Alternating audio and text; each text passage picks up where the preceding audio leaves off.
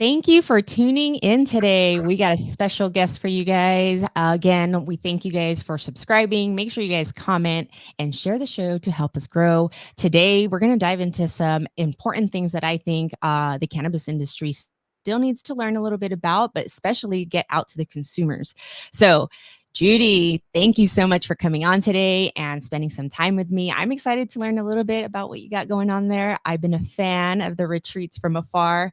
I got little kids, so I'm learning that the outdoors is the easiest thing to do. I enjoy it. I know they will. So I'm excited to have you on. And again, guys, Judi is from Soul Spirit Farms, and she has retreats. So there's two different things there that we're going to share with you guys today. And again, if you guys have any comments, make sure you guys comment below. Welcome, Miss Judi. Thank you for having me. I'm super excited. We've been trying to hook this up for a while. I know. I know I have been following you for quite some time. I got the pleasure of briefly meeting you at Emerald Cup. You guys took home some awards. I went the 18th and 19th, and I presented last year, so I got to see a little bit closer hand and be familiar with everybody on stage. So before we dive into everything, I normally ask everybody about their morning routine, because I do believe a lot of us in the cannabis industry have some sort of wellness and fitness routine. We're very much active. So I want to say, as far as breaking the stigma, I want to make sure people understand how that is. What's your morning look like for yourself out there on the farm? Well, when I am good and do what I should do for myself, it looks like I actually I teach Zumba and I teach Pilates in my local community. And so the Zumba, I do 3 mornings a week, and that's super fun. I love to dance, and it's really fun to just, start the day that way. I feel like it makes everything go better. And then Pilates, while when teaching, I don't get to do it as much. It's still about like channeling the class, based on what I feel like everybody needs to do that day. And so basically, I like get up, have my coffee, go do Zumba, and teach Pilates for an hour, and then I start working. I had no clue that you did Zumba. I love Zumba. Zumba, I It's think, so is fun. so fun. It's a workout that you don't even feel. Everyone complains about Exactly. cardio. It's the perfect cardio. And to be honest, it's a booty burner. I mean, your legs get a really good burn in some of those moves. So, Totally. And I'm like sometimes a super high intensity Zumba teacher, so it's pretty intense cardio, but again, like you said, you don't hardly notice you're doing it because it's so fun. yeah. How long have you been doing that for? Oh gosh, I think 12 years I've been teaching Zumba, and Pilates almost 20. Ooh, A Pilates too. long time. That's a lot more. I feel like you have to use more strength than like a typical regular like floor yoga, or maybe like a stretching yoga, which is my thing right now. Uh-huh. I think that's amazing. I think, yoga and movement for the body, as long as you're doing that on a daily basis. I'm trying to get my mom to do that. She's getting into her later 60s. And so, just light walks, at least just 45 minutes or even 20 minutes, they say at least 20 minutes and on is good. But that's exciting. I would always say like we should do a cannabis and Zumba event. That would be great. Oh So my now gosh. Just a cannabis and fitness event, like that's a total amen. dream of mine, is Yeah. to do like a whole fitness festival that's like a cannabis fitness festival, because everybody likes Yeah. different stuff, and I Yes. definitely am a proponent of cannabis for fitness, like Yes. if I do consume cannabis before I exercise, Mhm. because it just helps me feel my body more. And Yep. I heard someone use the term for types of movement like Pilates and yoga, that it's contemplative movement, which I love that term. And for me, like smoking the correct cultivar, before I do those activities, just makes me enjoy it more, makes me want to do it more, helps me do it better. So Yeah. Yeah, I completely agree. And to be honest, I feel like there's a rise this year with a lot of fitness, the fitness industry kind of tapping into just plant medicine overall with a lot of the psilocybin brands coming out Yeah. there. To be honest, I want to say I also use cannabis for my pre and post workout. I don't use cannabis just for recovery. I want to say that it is truly helps me that mind to muscle connection because I have a huge bodybuilding background. So I still lift weights, and just like you were saying, it really just helps me feel my body. And so I feel you there. And I definitely have seen in our industry a lot more people sharing their fitness journey and how cannabis has been part of that. And I love seeing that. To that point, I have been using more sun-grown products for my workouts because I'm noticing a different, I don't know, the effects are different substantially. And it's not just me. My husband is a daily consumer. He also does a lot of weightlifting, but we do a lot of athletic type of workouts. So different, hip workouts. And I have been in the past month just kind of not journaling, but just keeping conscious, I guess, being more conscious with my consumptions of what flowers, because I just feel like it gives me an energetic high and it doesn't couch lock you, even if it's a heavy strain that's leaning on the indica with a high level of like, certain terpenes that I'm seeing in there. But you being a sun-grown farmer, do you have anything to say about that? I mean, how long have you guys been doing this? Well, so on our current farm, we've been here since 2001. So we're, 23 years here now. And I have to admit that I really don't ever smoke indoor. So it's hard for me to compare in that way. But we have a couple of cultivars that are like amazing fitness weed, right? So Mhm. our Soul Shine, which is a terpinolene dominant cultivar. So it's like Jack or Trainwreck, that kind of a smell and taste. And that one is so energizing. It's like I have accidentally sometimes smoked a joint of that and then say gotten in my car to drive somewhere or like had to do a sedentary activity. And it's like, I cannot stand to sit still with the Soul Shine. It's also like amazing house cleaning weed because you're super energized Ooh. and having fun, but also Yeah. very detail oriented. So the Soul Shine is a great one. And then we also, have this Burmese mimosa, which is actually my favorite ever cultivar. And that one is just such a joyful, like sunshiny high that, it just makes anything that you're doing more fun. So that one's another one that I love for exercise too. To that note, I would say there's a lot of things that when it comes to sun grown, I think our industry is doing to highlight it. I know a lot of people that do media and newsletters and have different outlets, which is great. I know me personally, when I'm going to dispensaries, I'm always asking. And I think that's the one thing consumers can do at the least is learn about it. And the first thing we can do is always ask the bud tenders. I feel it's important for brands to get in front of the bud tenders and obviously if possible the buyers of each dispensary, because a lot of times I feel there may be pushing particular brands even if they're bud tenders that may be in the industry. They may have friends that own small labels and they're pushing those brands, and it's happened to me. So any thoughts on that, being a sun-grown owner? I'm here in SoCal, I know you're in NorCal. What is it like for you guys as far as getting your product on shelf down here for the stores? Is it Right. more It's easy to definitely, share?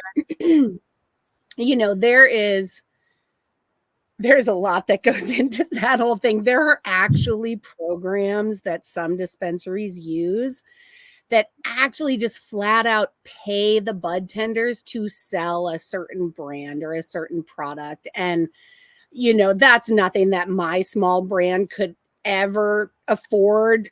Plus, I'm kind of morally opposed to it, but like that's out there too, right? So it's not even just somebody's friend or whatever. It's like literally there are things going on behind the scenes that really impact what a bud tender is going to sell you, because, you know, they're not well paid, unfortunately.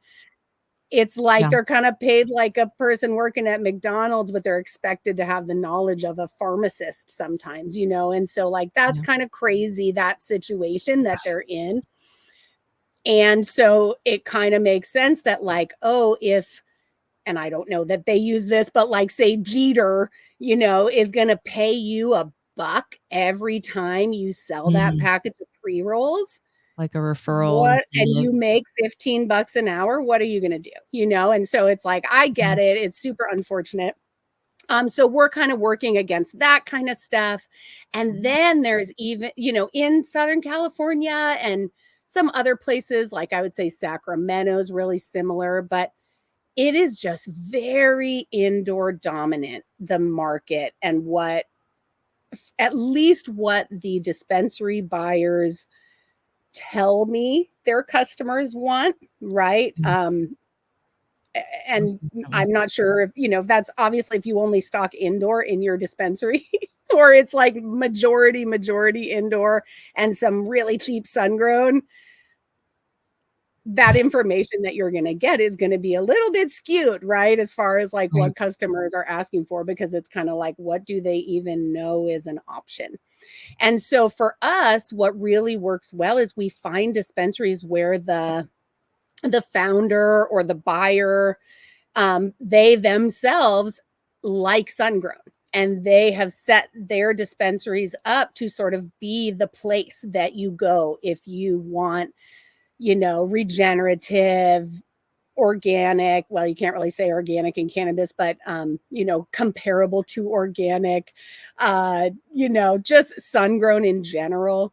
That unfortunately is a lot of how it works. Is there are certain ones that are into that, and they've built up that customer base, um and those, they sell a lot of our products and a lot of our friends and neighbors products, you know, and that is amazing. um but it would be really nice. I always say that I think every, you know, every grocery store these days has an organic section. Every Mhm. dispensary should have at least a sun grown section, but like Mhm. that has multiple tiers, right? Just like Yeah. indoor, everybody's very used to talking about top shelf indoor, mids, you know, budget indoor. It's like, and then there's just the category of sun grown.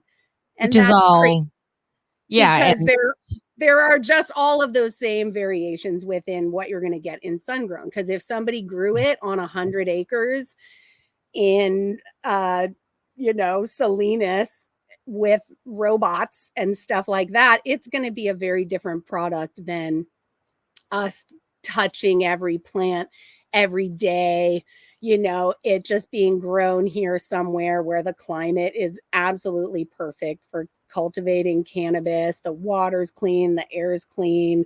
You know, it's just different. It's a whole different thing. We trim it by hand, we store it perfectly, you know, we dry it and cure it as long as it takes. We're not trying to rush it to market. And that's what craft means. That's what it is, right? And you get what you pay for. So really, like, ultimately, we're attempting to create this top shelf sun grown category, you know, that Soul Spirit and many other like amazing sun grown regenerative farms belong in.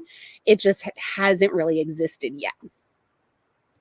yeah, I love that you guys do your best to work together up there. You guys definitely put out a different energy when it comes to collaborative work, even though you guys have your own individual brands. You know, the sisterhood and the brotherhood is definitely different in the triangle up there. So, with Yeah. that said, as well, I know myself, I've been growing personally. Obviously, I do YouTube channels, I've been doing it for years, always indoor. Couple ladies from NorCal have really pushed me to try this year to do sun grown, even though I deal with like 113 heat and like 13-mile per, you know, wind. So we're gonna try this year and see how that goes. But I don't Shade cloth. know. What was that? I said shade cloth will be your friend. Okay. Yeah, no, probably. definitely going to be in your DMs for sure this year. um, Pictures and everything.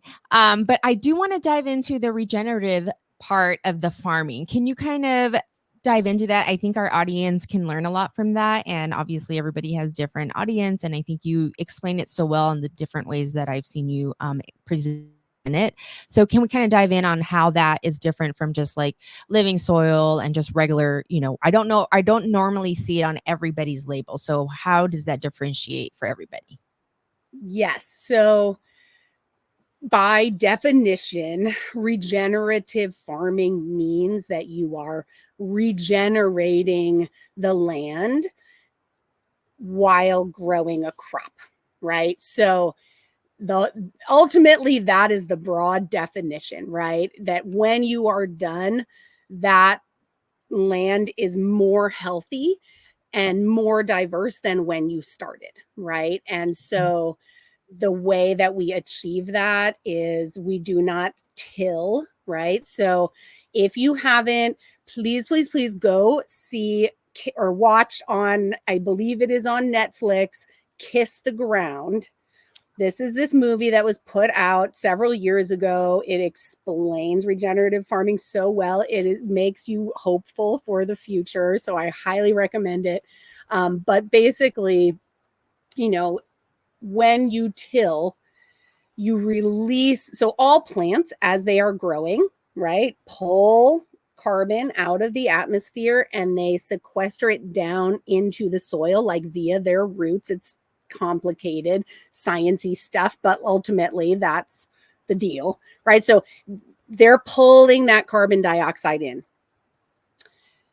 When you till, you disturb all of that and you release that back up into the atmosphere. So if you've ever driven through the Central Valley when they're tilling, and if you've seen like just those clouds and clouds of soil and dust going up into the air, it's like that is all of those little carbon molecules, and all those links are getting broken, everything's going up into the atmosphere.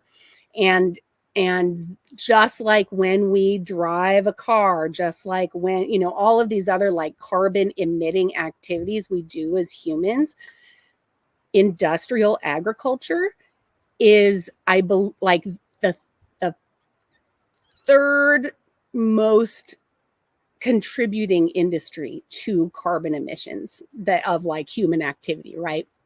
So you grow the plants, they sequester the carbon, and then if you do not till and disturb that, it stays in there, right? And then the next year you grow that plant again, it pulls in that carbon, it sequesters it in the ground.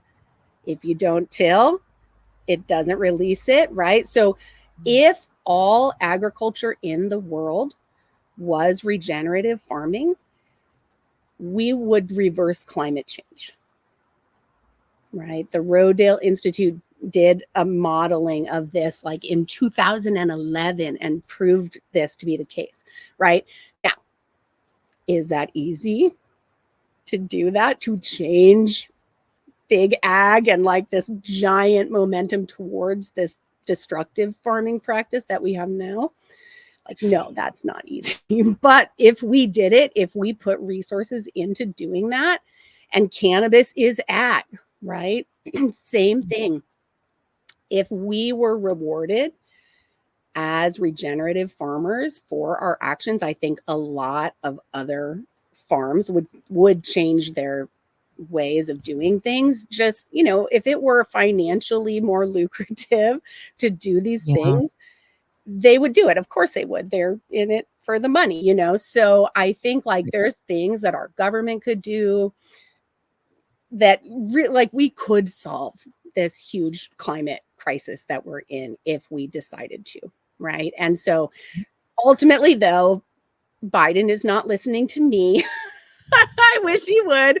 But what we can do as consumers is knowing that you can put your money, your hard-earned money, towards supporting the things that you believe are right, And so when you buy cannabis, You can look for the Sun and Earth certification. That is a regenerative farming certification, and they're a great group. There's a lot of small farms, and that's nationwide, and I think maybe even in Canada. So it's everywhere. You can look for that. Obviously, the most certified Sun and Earth farms are in California and Oregon, but there's Michigan, I think, and New York for sure. So you can look for that. You can look for the Dragonfly Earth Medicine or DEM Pure certification on packaging. And both of those are regenerative farming. So you would know that that's supporting Yeah. regenerative farmers. Yeah. Yeah. I love that. Well, I know that everybody's going to take some notes on that tidbit. You've been doing this for years, and has it always been part of your nature as far as farming? And when you talk about your background, can you also start diving into also what got you guys to doing the retreats? Because that's a lot. I mean, you guys have a farm and you guys manage the retreats. I think I saw a post where you guys were putting up tents, and I love those. I think they're like yurts types of like tents or something. They're called bell tents. Yeah. So yeah, tell me what got you into where you are now. Did you grow up with family that did it and you guys just took over? Or is it something that you and your, immediate family decided to do on your own? And then what got you guys to also opening your doors to everybody else to enjoy that? Yes. Well, so no, we did. Neither of us are second generation cannabis farmers. Really? I grew up in the suburbs of Chicago, and Walter grew up in LA in Glendale.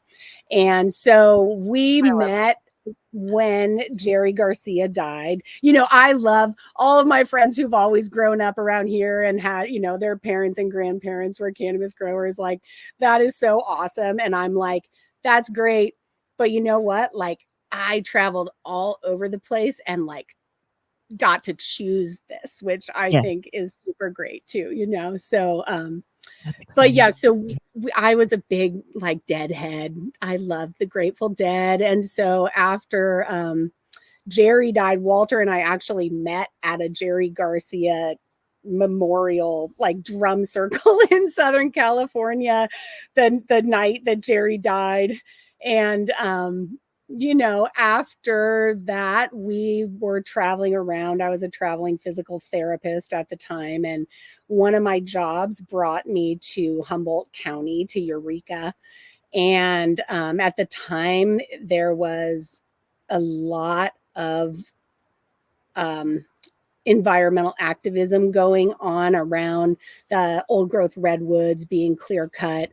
And so I've always been an environmentalist my whole life, and it was just a very powerful movement that was happening. And of course, the redwoods are so magical, and how could you not want them to not be cut down? Um, and so through that, we spent a number of years basically in all of our time doing forest activism.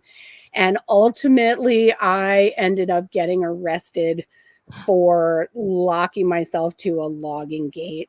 And that was, I was in jail for not long, like maybe 5 days, but it definitely was enough to me be like, yeah, this being angry all the time and like resisting and fighting against this big machine, is making me miserable. And I was like, I actually want to do something positive to, just let me live the way that I would if all of everything was perfect, if we were sort of living a utopian, existence. And it was like, I'm going to just create that as much as I can now, and so that was when we found our farm and started farming, as you did. That was how you support yourself. And of course, we both loved cannabis already. So that was amazing to get the chance to kind of do that for a living. And of course, I still had my physical therapy practice. And, I just really found, when you have your physical therapy practice in Humboldt County for, you know, a long time, it's a part of it that people are going to tell you how cannabis is helping them or how they made this topical here. Do you want to try it? It's just life, right? So over these years, I opened my practice in 99. So, I guess that's 25 years this year. I just have learned a lot, through time about cannabis and healing bodies. And we've also been doing a lot of permaculture and natural building and all kinds of cool stuff here that we've always wanted to kind of share. So those things together led us to really want to do retreats and open the space up for people, because I think that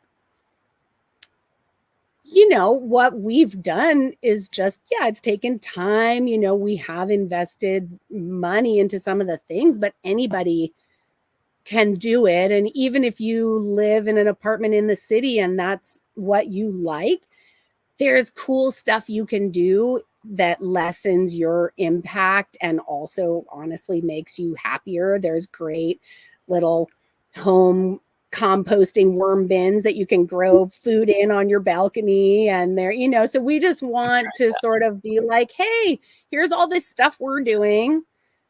Take what might work in your life, because each of us can live a more harmonious existence with nature than we are, whatever that is for anybody. And that's just something that for me is, I guess I kind of feel like that's like my purpose to share. That is like, this makes me really happy to feel at home in nature.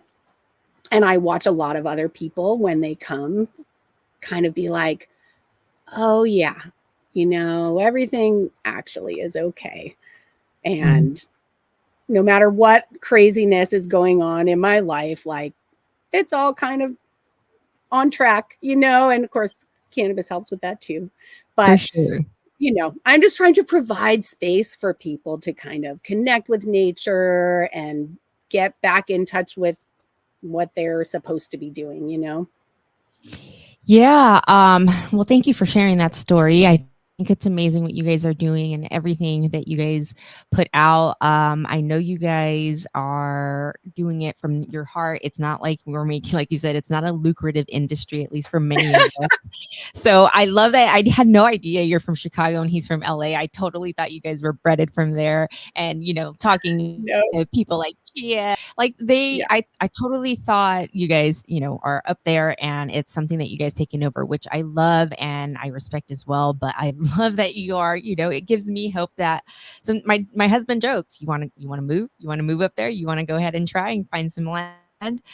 But it's a lot of hard work. I know a lot of people say, oh, I would love to do that. And even just farming in, like having a couple coops for chicken and doing things like that. I know a lot of people started doing that, especially when COVID hit, trying Right. to go that route. I know I tried doing some sort of compost bin and I forgot, to punch a hole in my buckets or something, and it didn't turn out very well. So try again this year. But yeah, I love that you said that, take what you can learn and apply it to your environment. And hopefully, you can feel the sense of, creating something for your own home and in your own space. So obviously we don't get land like that.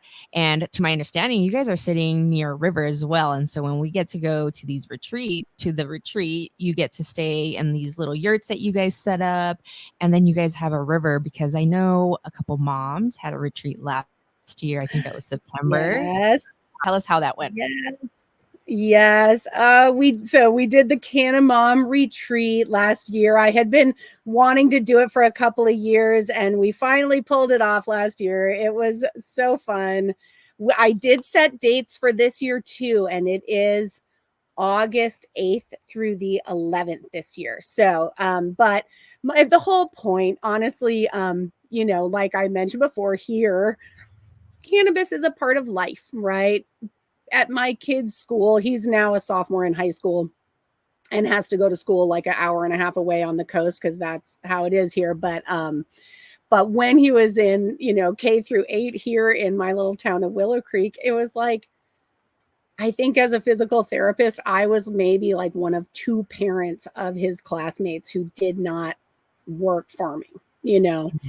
And, you would like walk into the kindergarten and it would smell like weed in the fall because like everybody's sweaters had been hanging up in the trim room or whatever, So it's like here, I never as a mom felt stigma around using cannabis, like because everybody does, but when Prop 64 passed, so like in 2018, when we all started going on Instagram and being more open about things, I started connecting with some of the moms in other places. And like, honestly, I had not known that people were getting their kids taken away or like having to deal with CPS or Child Protective Services, whatever you call it in your place. Like, I really was completely clueless that that was even happening. And so in talking and connecting with some moms online, I just felt like, I'm like, oh my gosh, I want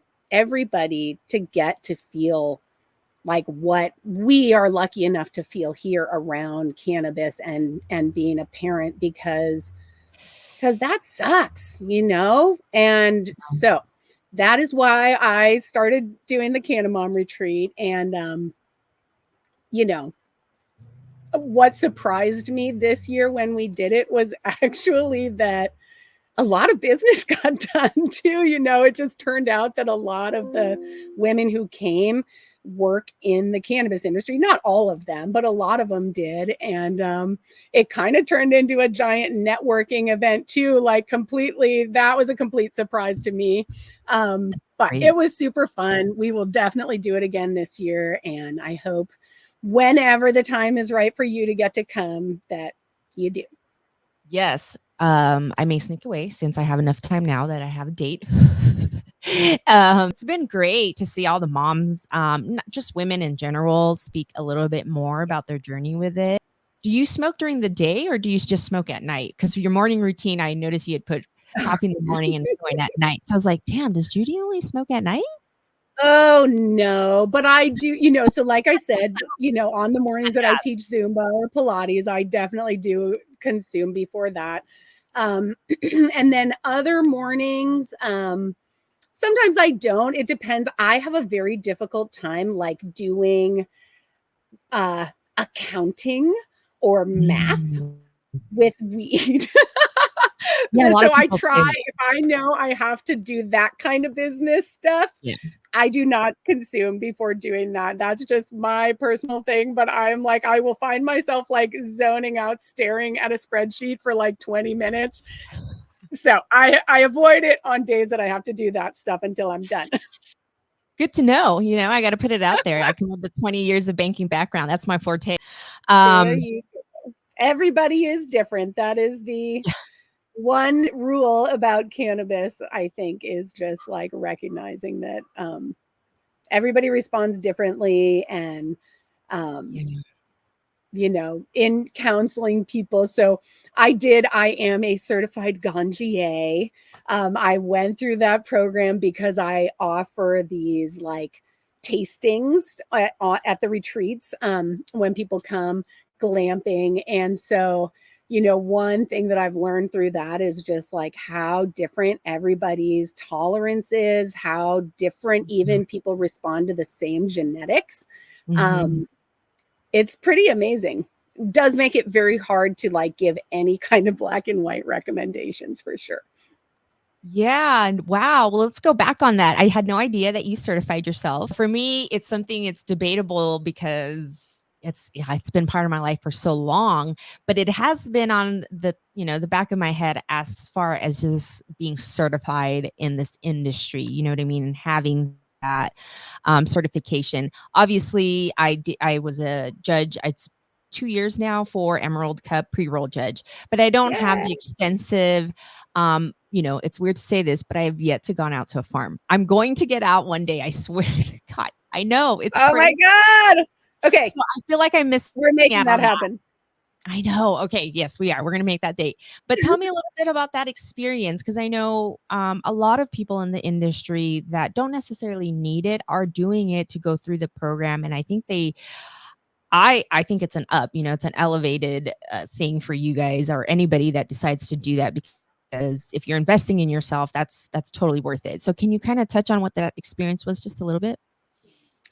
Yeah, why I decided to do it was because after 2018, so we decided to start our own brand. And it's kind of funny that it was actually because at first in 2018, we had zero connections with anybody, operating in the legal market. And we honestly could not find anybody to buy our bulk.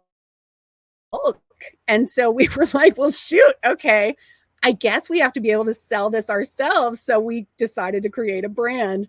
And, it remains to be seen whether that was the smart move or not. But in the end, here we are. But basically, as we started going out to trade shows and events, I kind of realized, I was like, God, I haven't looked at a lot of other people's weed, and I don't really know the science behind it. I just have been steeped in this culture. Sorry, there's a helicopter going overhead. That's okay. But it's like I've been kind of swimming around in cannabis culture for the past almost 3 decades, and like I never really paid that much attention, let's just say, Yeah. And so one of the things that I loved about the Ganjier program is that it makes you like very systematically and very consciously like look at it, smell it, taste it, describe how it makes you feel, all of that stuff that, sometimes I was sort of just mindlessly smoking and Yeah. not paying attention, and so that was great. I learned the science stuff about it was my favorite part of it, and then, since, and it's challenging. I will say that I actually failed my test the first time I took it. Yep. But then I passed the second time. Thank you. But the network of this group has been the best part, I would say, because it's people from all over the world.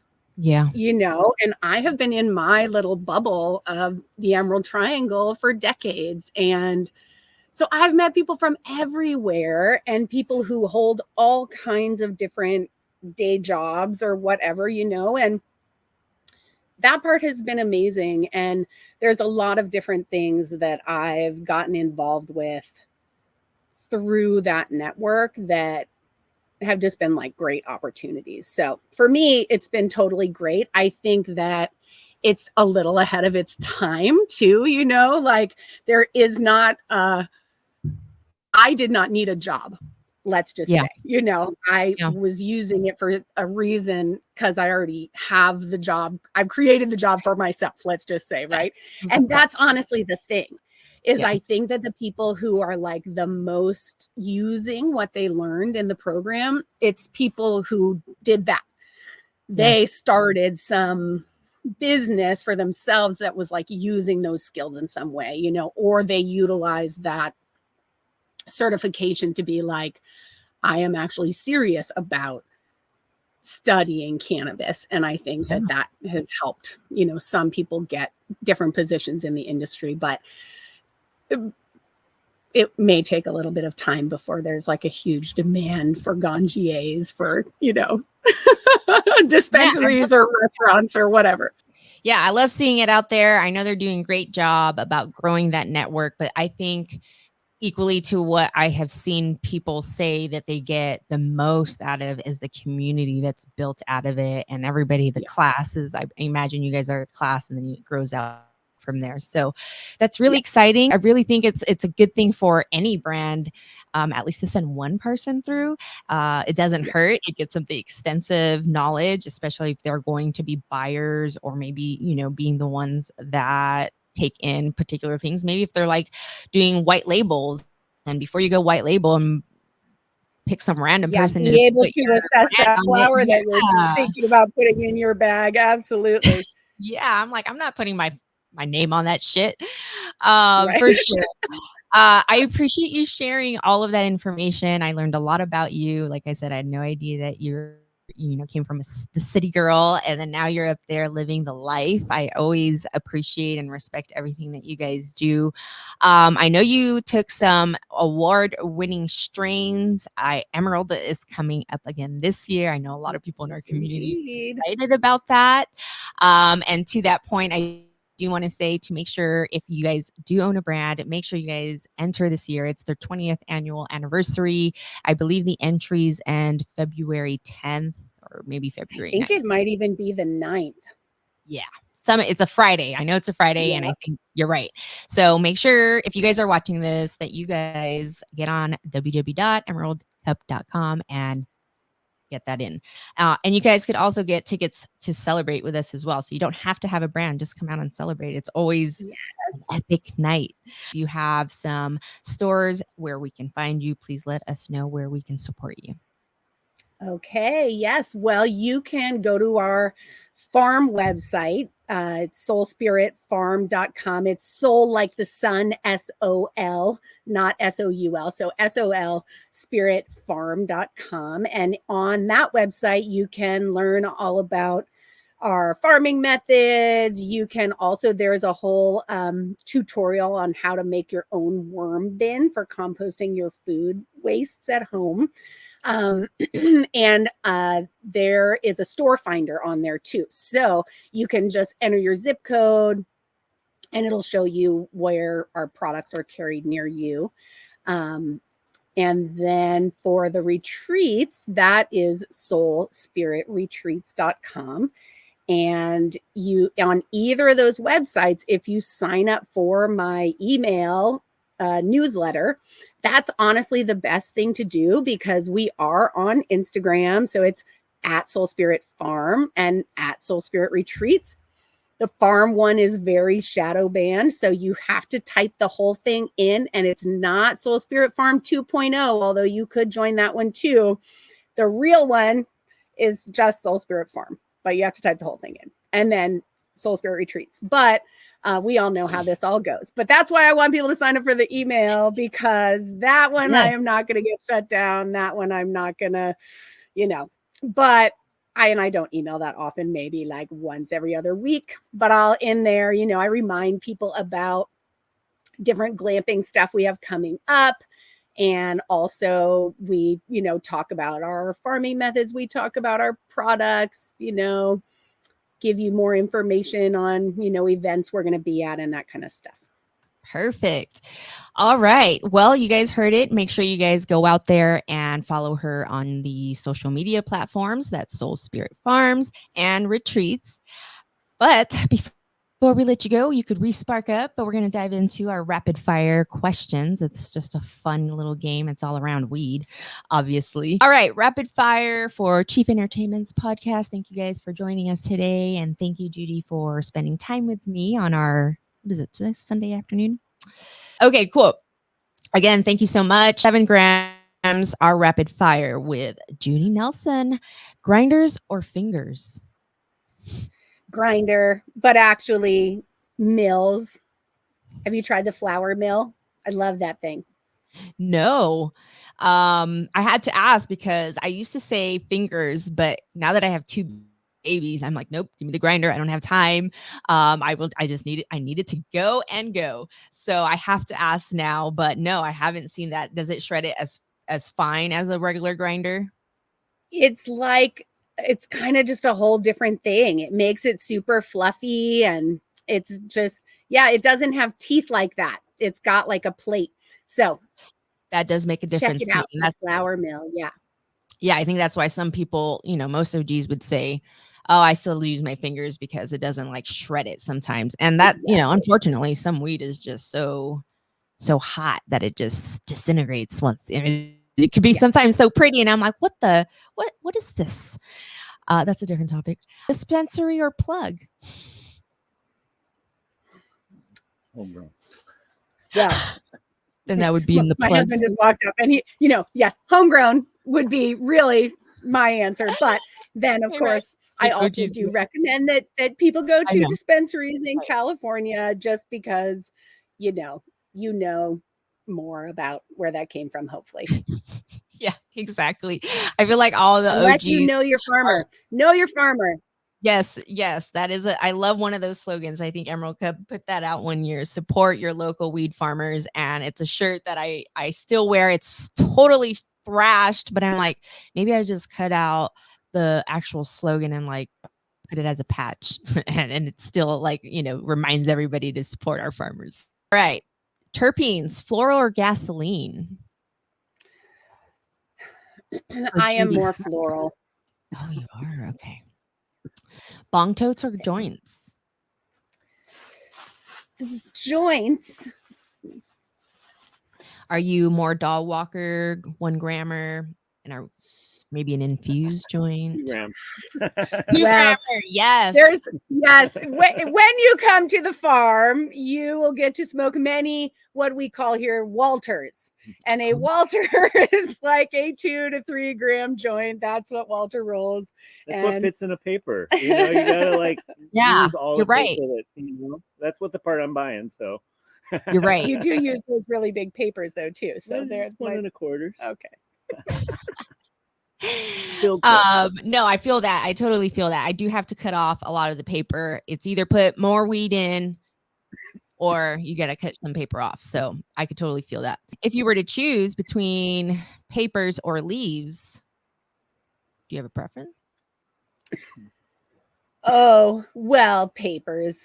Still papers. I'm not a big blunt person, but that's just me. Mostly because I want to taste the weed. And I feel like most of the leaves like impact the flavor too much. Yep, totally agree with that. I see a lot of hemp leaves and reps, and it definitely can mask some of what's going on in the inside. I saw flavored papers when I went to MJ BizCon this year. I was like, ew. I know, and you know what? To my understanding, the people that are like barely tapping in or still do cigarettes that have like the vaping flavors, they like those flavors. I do not want no extra flavor. I like the flavor of weed. I really like the flavor of weed. It can be, it could be floral, it could be gasoline, it can be cheesy, citrusy. But I don't want that to be gone and masked by some artificial flavoring. I mean, it's just like food, I don't want the artificial flavoring. No, thank you. But I guess some people like it for the newbies. They got to get it out there. They'll learn soon how to. Well, I wonder if maybe they're just not getting good weed. Yep. Yeah. That's part yeah. of it too. Yeah. I mean, frankly, to be honest, I used to do plug all the time, and that probably stopped a year and a half ago, almost 2 years now. And I'm kind of happy. Sad that I didn't support so much, but it really opened my eyes to the different things that's being put on shelf and the different type of strains and terpenes people are using and just what's going on in the stores, doing a podcast and being kind of like an educator in the industry.